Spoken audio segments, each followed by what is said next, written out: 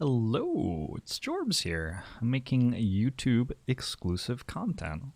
How exciting. How novel. Been a while since I've made one of these. So, I've run some analysis on my data for Slay the Spire runs in 2019, starting January 1st and going all the way up to 2 days ago, December the 15th of 2019.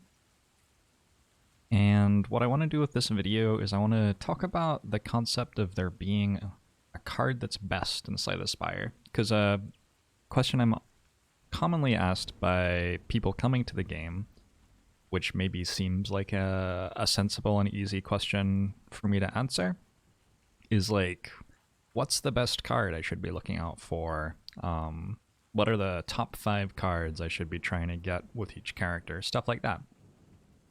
And I have never felt super comfortable in being able to explain my answer to that properly. So I think we'll take 30 minutes and go into why. Anyway, I think this is interesting to me at least. Hopefully it's interesting to you too. This is Ironclad, Silent Defect, and Watcher. I only imported the last 15 runs as Watcher because that's when I started adding Watcher to my rotation regularly. Usually I play one character after the other and go through over and over again. And Watcher was like in such rapid development with so many different cards changing and stuff, and I just wasn't playing her regularly. So it's only earlier this month that I actually started playing the Watcher like every day with the other characters, and I've only included those 15 runs. But yeah, 136 Ironclad wins, 132 Silent wins, 105 Defect wins, 7 Watcher wins so far, at least in those runs. Obviously the win rate with Watcher is higher than the other characters, but over 15 runs, that's pretty much meaningless. Who knows where it will end up after another 100 runs. I was interested by these win rates because the month that I went for 100 heart kills, my win rates were like 42, 36, 36, I think, for Ironclad, Silent, and Defect. And those numbers are like a lot higher than these numbers. So it's probably worth mentioning before we look at the rest of the data that I'm not a perfectly consistent player. There are going to be days when I'm like really focused on winning a lot and trying to make the optimal decision at every point. And there are other days where like I'm a Twitch entertainer. I'm going to be memeing around a little bit, buying goofy relics because it's funny, digging at every campfire, stuff like that. And there are also going to be days where like I'm more distracted. Like even if I'm trying to win, I'm like reading Twitch chat and having a conversation about that, and that's actually where most of my brain is. So that was like made very clear to me when I looked at these numbers, because these win rates are definitely significantly lower than they were in the month where I was super tryharding to win. So it goes to show that, you know, spending some extra time to focus on what you're doing does make a big difference in this game over the long term. Also interesting to me that my silent win rate's basically the same. Yeah, that's because Silent's the character I'm most comfortable on or something. I don't know. Okay, so we've got a bunch of data here in a few different columns. We're looking at every card that shows up in card reward screens. That's why Skip is here, because Skip is a card reward, even though it's not exactly a card, is it? Singing Bowl, same idea. That's not a card, but it's something that you can choose in card reward screens. And I have filtered out all of the cards that didn't show up at least 5 times in winning decks over the course of the year. So a card that's very unusual to see and pick, like perhaps an upgraded copy of Machine Learning for Defect, for example. Like you just don't see that card that often, and maybe don't pick it every time that you see it either. Cards like that may not be included in this data set, even though it's over 1,000 runs total. But like, there just weren't enough relevant runs with those cards for the data that I was looking at for them to make any sense. So that's one drawback here, where even though I have a lot of data, I still don't really have enough data to be talking about some of that stuff. That decimals, yeah, we don't need that. Anyway, I'm gonna start with the, well, is it the simple stuff? I don't know. I'm gonna start toward the left of these columns and work my way to the right. When you're asking what card is the best in Slay the Spire, there are lots of ways you might try to define that and things that you might care about. One of those things could be how often is the card useful? How regularly does it make an impact? And skip as a card, it's worth pointing out, makes an impact way more often than all of the other card rewards in Slay the Spire. I have chosen to skip like 6 times more often than I've chosen anything else in the game, just about. I've seen skip as an option many, many, many more times too, and I have won very many runs after choosing to skip on a card reward screen. So it's sort of a meaningless thing to say, but you can look at this and say skip is the best card in Slay the Spire and have a real argument for why. And maybe that's an important lesson to take away as a beginning player. You can skip in card reward screens, and you should skip a lot of the time, and it's like a decent option. I have ELO ratings set up, and how these are calculated is ELO ratings are for chess, and the way that it works is like if I have a 2000 rating and you have an 1800 rating, that implies that I should beat you most of the time. And so when we play, there's an expectation that I win most of the time. And then if I do win, my rating goes up, but only by a little bit because I was already expected to win a lot. If I lose, my rating goes down by quite a lot, and your rating would go up by quite a lot. There's zero sum, so if mine goes down by 8, yours would go up by 8. And so I've calculated ELO ratings for cards by saying, like, in a card reward screen, if there are 3 cards, then we're going to have all of these cards basically battle against each other to see who gets picked. And if there's a card with a very high ELO rating in there, like, for example, Piercing Whale down here has a 1944 ELO rating, there's an expectation that card would get picked. So when we see a Piercing Whale and say it's up against a Dagger Throw and a Deflect, and also skip. When I pick the Piercing Whale, the ELO rating of Piercing Whale might go up a tiny bit, the ELO rating of the other ones goes down, and we go on, and we go through the entire year. And I've analyzed the runs in chronological order. So something useful that this does is it gives you like an up-to-date thing, where like, this is what I think about the cards like in December, sort of. Because if I was really, really loving one particular card in June, and I stopped picking it, the ELO rating will have normalized to where it should be by now, probably, or at least started to get close. Some of these cards don't have fully normalized ELO ratings at all, but yeah, we can talk about more of that later. Anyway, if you look at this, 1600 is average for an ELO rating, so skip is like average to above average in terms of how strongly it performs in card reward screens compared to the other cards in the game. And it's present in every single card reward screen. So that's a really, really, really useful option to have. Now, having said all of those things about skip, I'm going to delete it because it screws up the conditional formatting for all of these columns. Because we've seen it so many more times than we've seen other things. Cool. And now we have like sensible conditional formatting for the other cards. Sweet. So if we're ignoring skip, I think that something that's useful to look at is how many times cards have actually been picked at this point. And what you see when you look at times picked for cards is you see the very strong mitigation commons showing up a ton in Slay the Spire. Piercing Whale, just an incredible AoE mitigation card. Cool-Headed, Shrug It Off, and Backflip, all of these are cards that give you some block in some way and draw you cards. So you're able to mitigate on that turn while setting yourself up to do whatever other thing that you need to do on the turn. And these cards are very good. Almost every turn in Slay the Spire asks you to make some block somehow. And card draw is generally very good for finding the other thing that you want to do on the turn. So these cards are a staple of most Slay the Spire runs.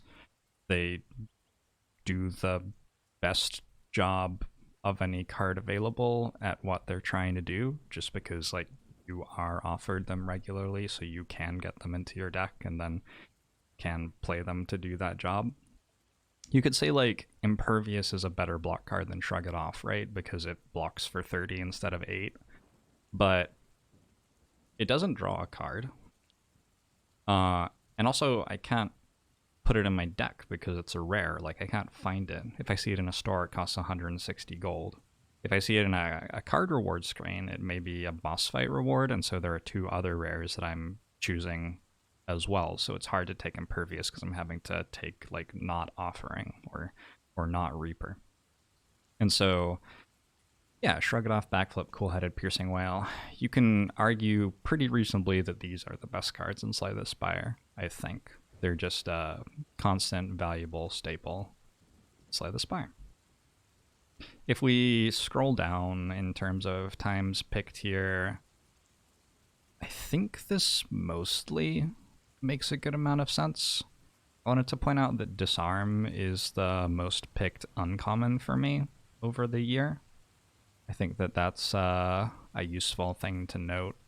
My win rates with Ironclad and Silent are about the same, but I believe that I've gone more floors with Ironclad significantly.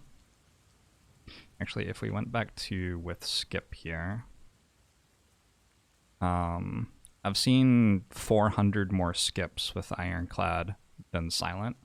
So I've had a lot more chances to take Ironclad cards than I have to take Silent cards. And I'm not sure if that's because I prioritize hallway fights more with Ironclad, or just because, like, even though my Ironclad and Silent runs die about the same amount of the time, my Silent runs die in, like, Act 1 on floor 6, when my Ironclad runs die in Act 3 or something, right? So my Ironclad runs, for whatever reason, have seen more card rewards. And so maybe that slightly lessens what it means for Disarm to be the uncommon that I have picked the most number of times compared to uncommons from other classes. But hey, I definitely have picked Disarm the most number of times compared to the other uncommons. And yeah, this is certainly a very, very good card, one that's worth mentioning. Reaper is the rare that I've picked the most number of times at 152. Reaper definitely also a very, very, very good rare, and the next most I think is Offering at 132. So my opinion, at least, of Reaper is that it is very, very good. Very, very, very, very good. Where's Wraithform? Wraithform's all the way down here at 101, and Reaper's at 152. Sort of crazy, huh? Because if you ask me just intuitively which rare is best, I would probably say Wraithform. But maybe it's the case that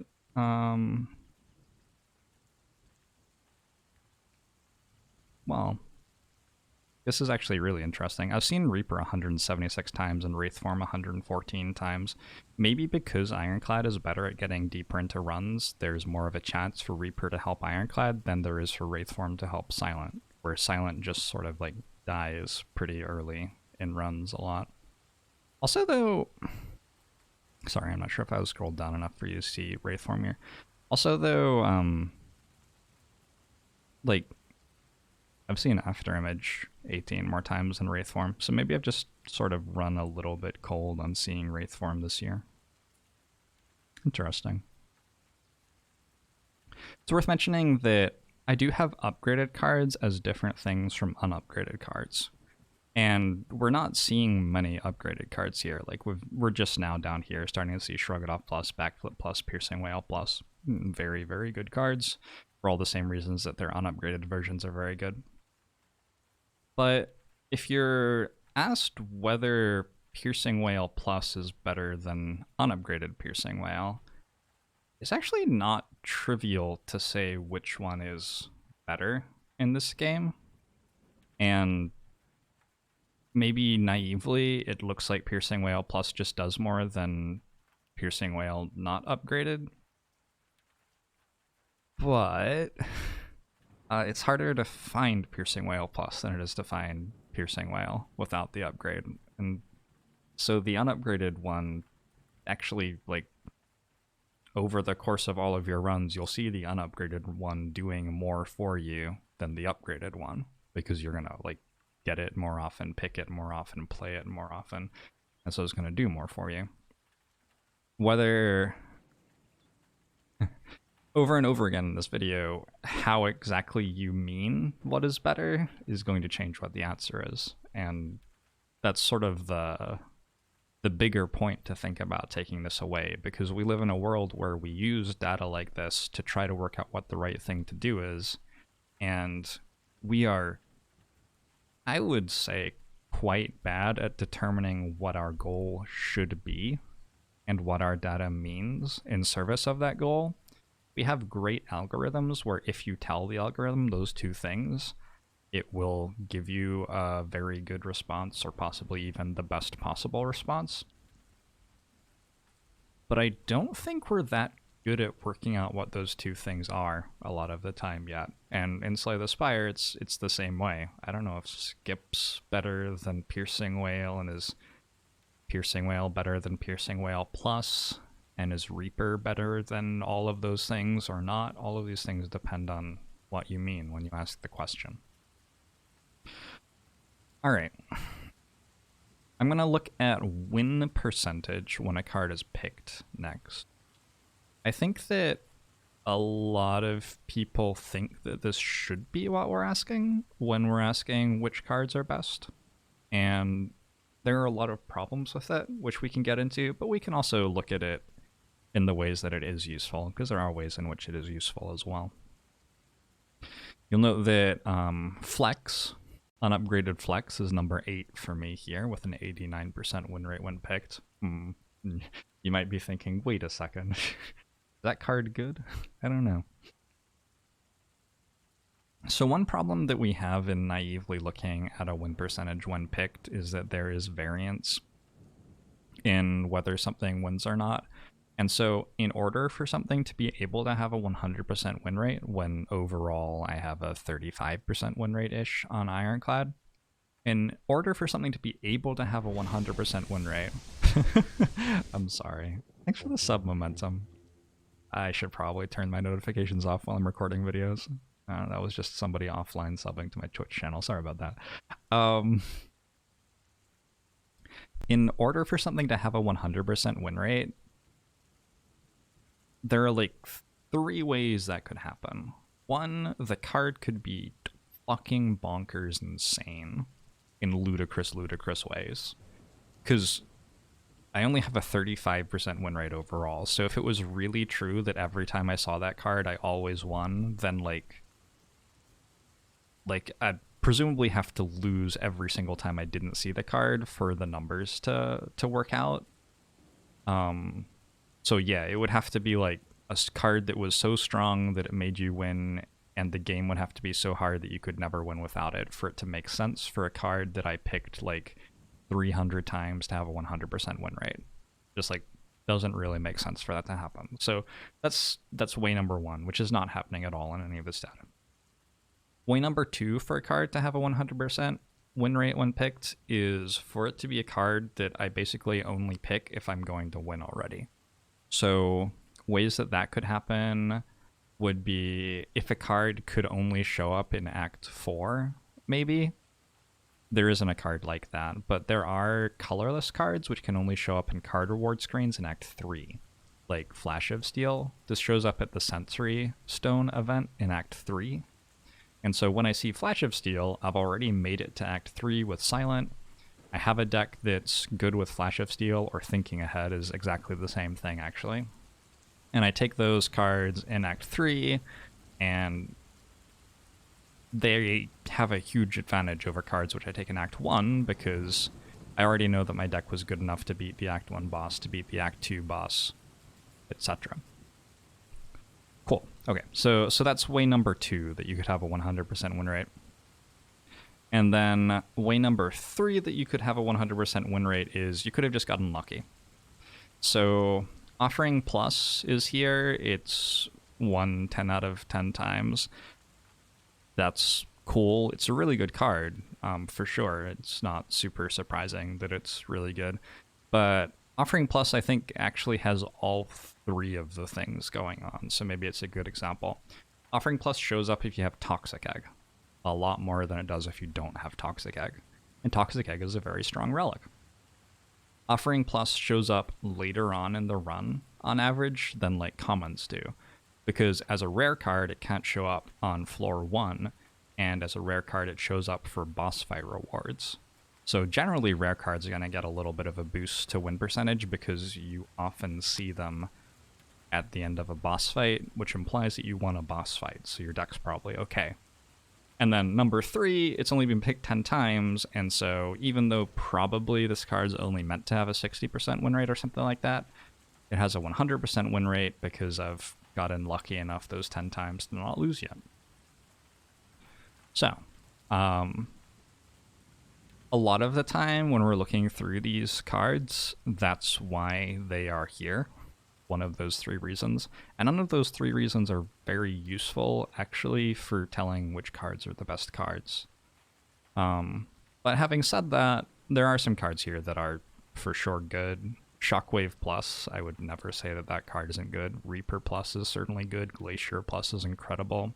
I think Dual Wield Plus is one of the ones where I would take this most often if I had Snecko Eye or something really strong to do with a Dual Wield Plus. And so this one is strong when I take it, but I don't necessarily take it that often because a lot of the time that I see it, it's not that strong, so I would just skip it.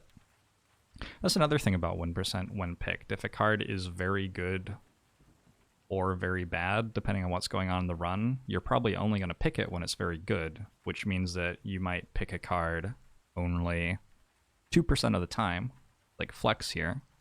But then the 2% of the time that I do pick Flex, it's like, well, I have Orange Pellets and Dead Branch Corruption. That's why I'm picking Flex. This card has an ELO rating of 1126, which is absolutely abysmal. But 8 out of 9 times it's shown up in one of my decks, it's been a winning run. So, is this card good? Like, sometimes. This is a great illustration of my frustration with people asking me a question like, is Flex good? Isn't Flex a good card? Why didn't you pick it there? Well, sometimes it's good. I wouldn't say that this card was bad because it would oversimplify what's going on. There are times when you do want to take Flex and where it's the right pick, and those times you do want to take Flex, it's going to show up in a winning deck an awful lot of the time. There are a lot of times that you don't want to take Flex as well. Probably I err toward not taking Flex enough for what it's worth. It wouldn't surprise me at all. It's hard to say. It's basically impossible to say. There's some Watcher cards up here. We haven't seen Watcher cards in the time seen just because I've only got 15 Watcher runs in here, but like Volt is here, Talk to the Hand is here, Like Water is here. One thing that looking at win percentage does is it takes away the necessity for having done a lot of runs for a card to show up. And so it lets all of these upgraded cards show up because the upgraded cards just don't show up often enough to be relevant compared to commons for a metric like times picked or runs won. But they do show up here, and you've got the Offering Plus, Demon Form Plus, Impervious Plus, your Seek Plus, which is a very good defect card. I think that's the first defect rare that we've talked about so far in the video, but yeah, Seek Plus, definitely incredible. I think that, like, it's very hard to use these numbers to say much that's useful about what the best cards in Slay the Spire are, unfortunately. I think that the wrong numbers to be looking at. What you're sort of doing when you ask what the win percentage of a card is you're sort of trying to ask Slay the Spire itself how good the card is. Like you say to Slay the Spire, okay, I put this card in my deck, what percentage of the time do I win? And if that was something you were successfully doing, it could give you a really valuable answer. But there's this problem in experimentation where if you don't hold other factors equal, then the reason that you see a different result might not be that you picked the card instead of not picking the card. It might instead be that like all the other factors that you didn't bother holding equal changed.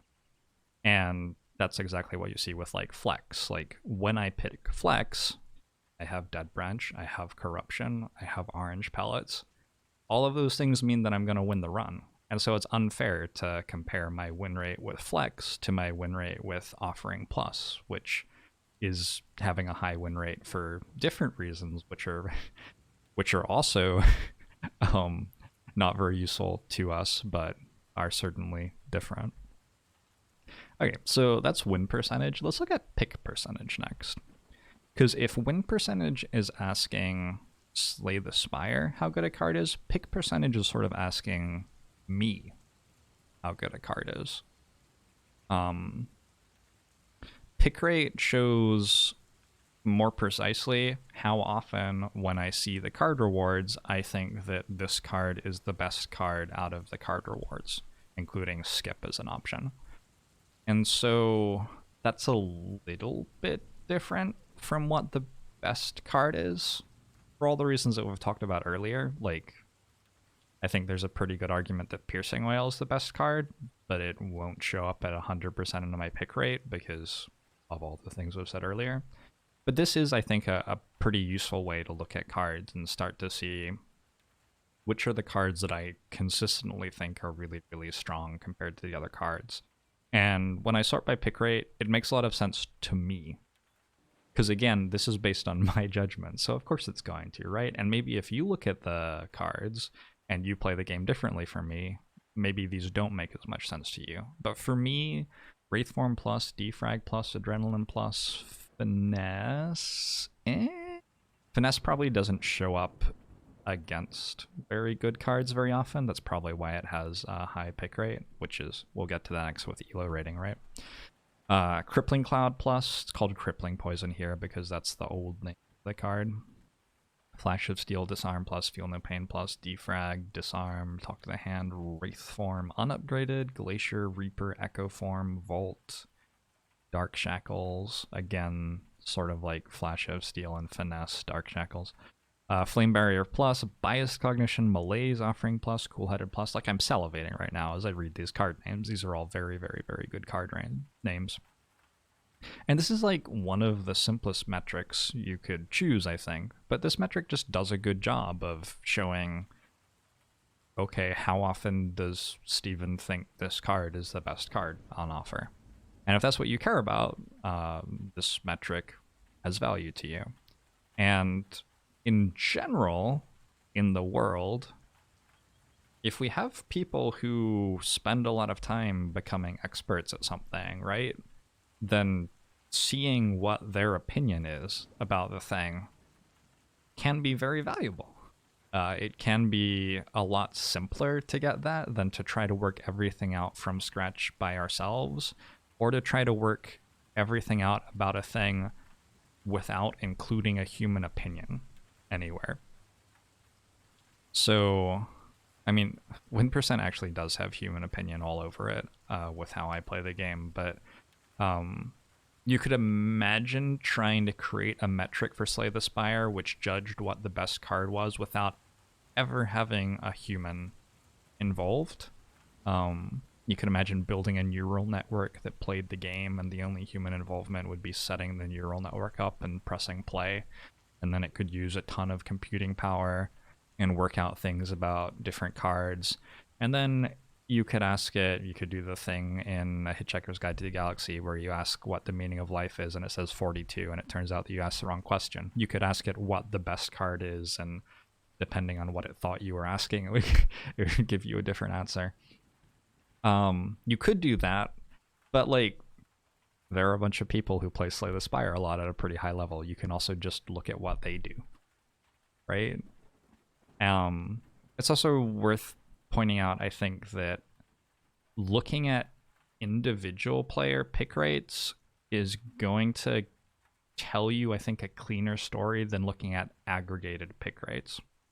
So if we look at the pick rates of like the top 10 Slay the Spire players in the world, perhaps, and we look at them individually, we are going to see cards which are very consistent. But what we're also going to see is we're going to see like synergistic packages of cards, which some players pick a lot more often than other players. So, for example, Reaper Spot Weakness Limit Break and Corruption Feel No Pain Dark Embrace are going to be valued higher or lower together by different players. And if you aggregate the data of the 10 best players in the world, you're going to end up losing all of that distribution as you look at the aggregated data. You're not going to see that like one player picks Corruption Feel No Pain and Dark Embrace and probably Juggernaut as well pretty high, and they do well with that, but they pick the strength cards pretty low and don't find them to be very good, whereas a different player does it in the opposite order. When you aggregate, instead you get the average, and it's just in the middle for both of them, and you lose a lot of the like richness and value of the data. So this is just like descriptive data about how I pick cards, and looking at this for different good players is going to be really interesting. And unfortunately, there's a lot of work to do with looking at it and making sense of it and all that. But at some point, you sort of do have to do some work if you want to learn something. You can't. Nothing's perfectly clean when you're trying to learn about a game this complicated. Let's look at ELO rating next. So when I was looking at the cards that had the highest pick rate, something that was coming up fairly often was that we were seeing like Finesse and Flash of Steel very high. And the reason is that for the most part, you only see those in Act 3 at the Sensory Stone event, and they're up against other colorless cards, which means they don't ever get a chance to be up against like a Reaper or an Offering or a Bias Cognition. And so because they don't show up against those, they get picked all the time.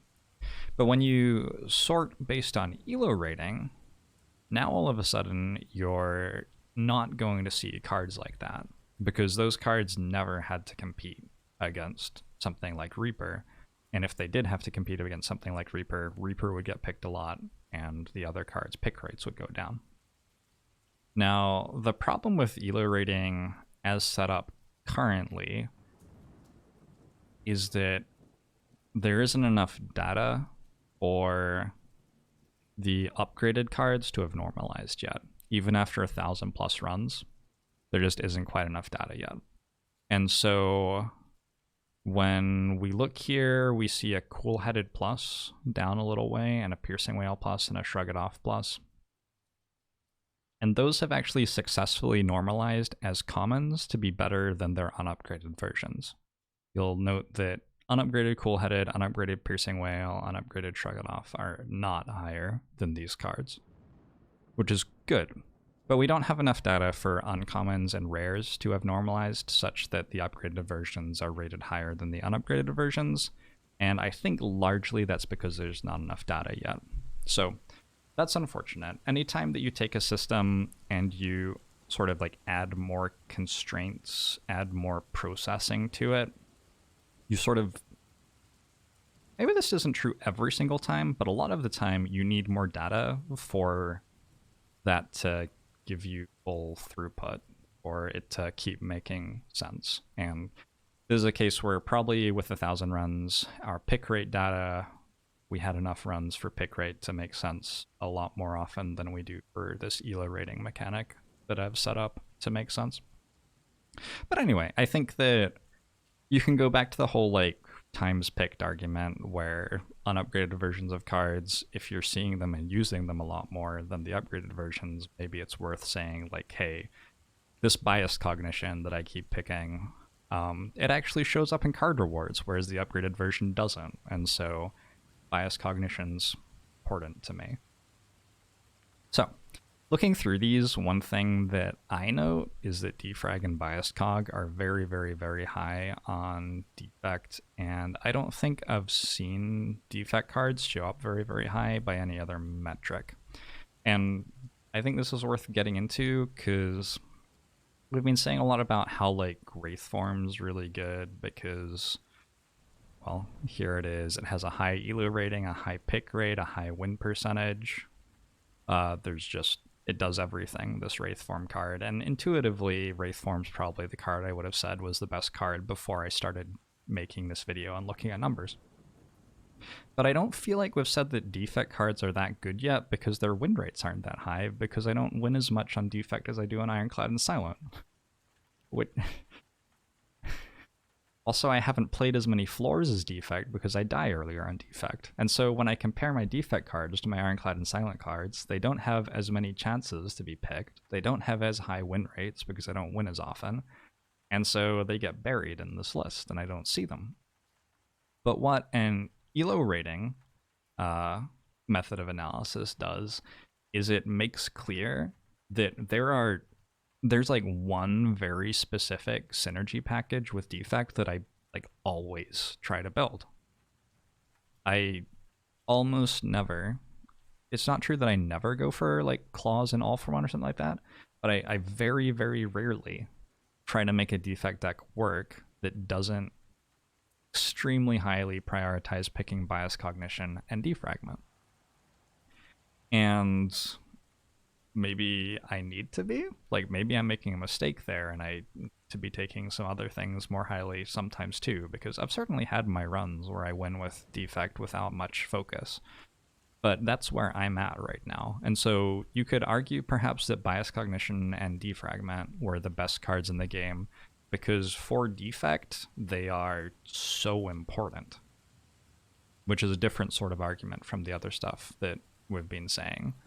It's not about them having the highest win rate or them being picked the most number of times, or it's not even about them being picked the highest percentage of the time. It's an argument about them being the cards that you need every single run in order to succeed. It's sort of a similar argument to like backflip is always what you want to block with. Bias cognition and defrag are always the key chase cards that you want to build your deck around with defect, what we're looking at in this data. So that's a different thing that might be the best card. Who knows? It's very hard to decide because it's very hard to work out what the question is. The last thing that I want to do, I'm not actually going to look at win percentage times pick percentage. I'll do it really quickly because it's there. Win percentage times picks percentage is a very simple way to ask the game to sort of combine what the Spire is saying is the best card and what I'm saying is the most useful card, because we're combining the win percentage, which is whether the Spire lets you win after picking the card, with the pick rate, which is whether I choose to pick the card when I see it. Of course, there are now all the problems with win percentage and all the problems with pick rate, and we've put them together. So there are just way more ways that problems could exist. And also, pick rate and win rate sometimes have the same problems. And so when we multiply the two, we end up multiplying the effect of a problem that affects both of them, perhaps. So this isn't perfect either, but it's another way that we can look at this stuff. And in general, I think the stuff that we're seeing here makes a decent amount of sense. Offering plus, feel no pain plus, Wraith form plus. Wraith form plus is certainly pretty good. Defrag plus, disarm plus, glacier plus, burning pack plus, malaise plus. This is showing us a lot of cards that are very powerful cards, I would say. So this is a way of looking at the data that is, I think, coming closer than others maybe to being like, if you took any Slay the Spire deck and added a card to it, which one would give you the highest chance of winning by being added? I feel like this metric's doing a decent job of approaching that question, which is maybe what you mean when you ask what the best Slay the Spire card is. I'm not sure though. And also, like, there's absolutely no chance that secret technique or thinking ahead should actually be the answer to that question. So it's definitely not answering the question perfectly. All right. The last thing that I wanted to do is I want to just sort of look through the spreadsheet and see which cards are doing all of the things pretty well.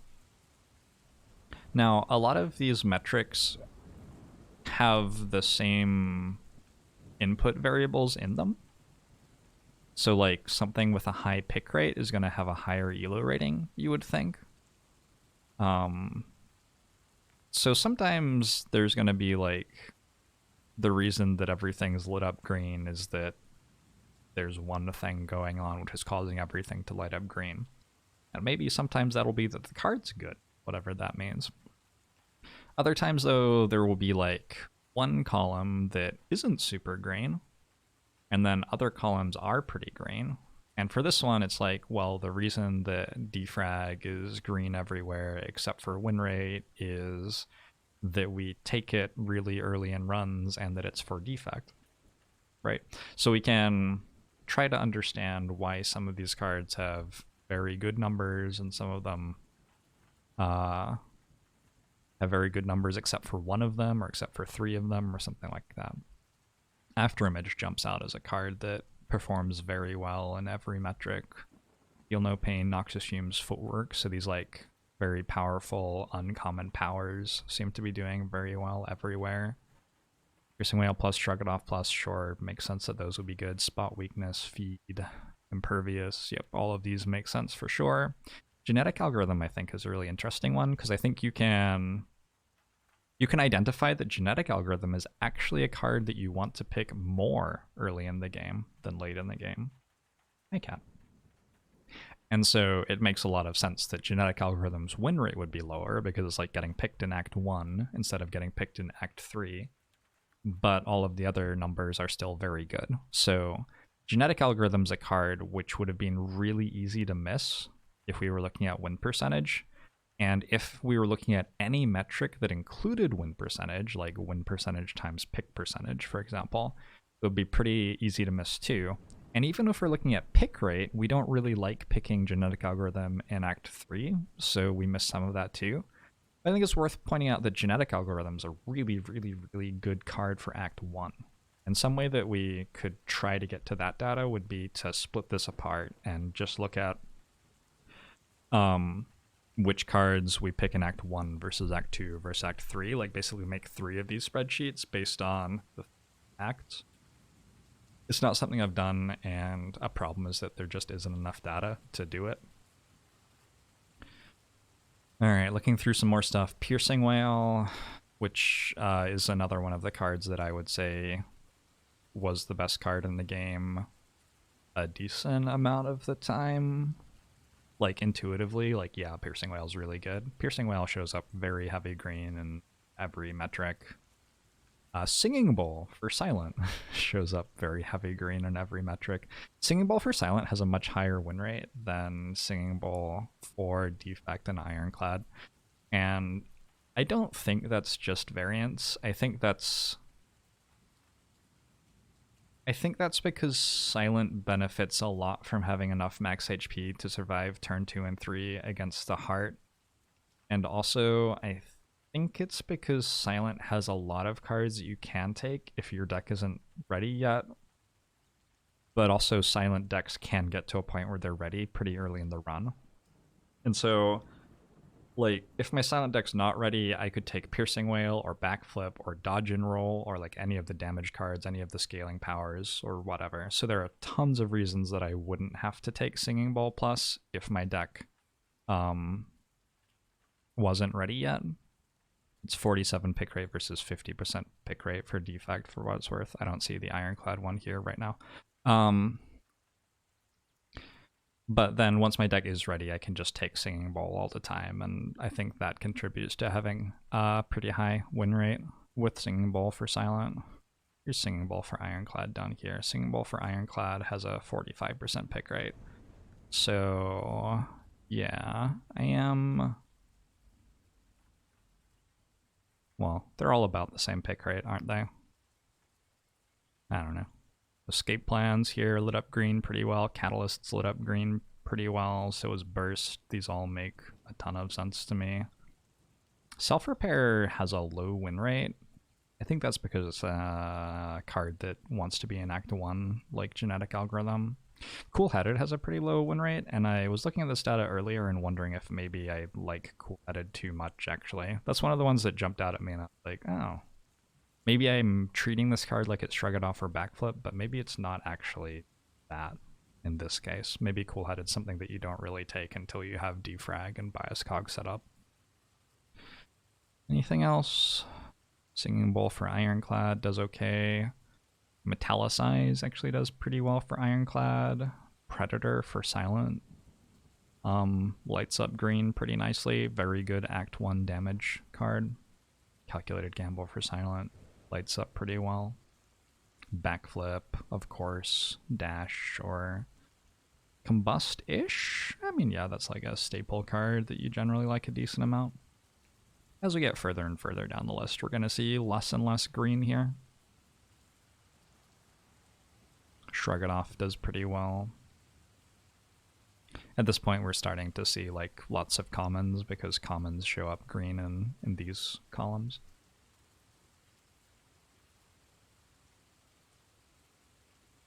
At 1600, we pass below the average card for card rewards, and if I remember right, I think Silent and Defect had Skip at almost exactly 1600, and Ironclad had it at 1622 or something. So once we pass Skewer, at this point we're looking at cards which are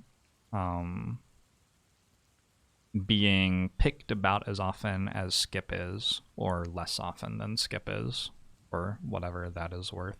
Everything above that was being picked more often than Skip was. Vaguely. I don't think what I said is exactly true, but vaguely. Something like that. Anything green down here? Certainly starting to get to a point where like there are some decent commons that show up, but other stuff just isn't very impressive. All right.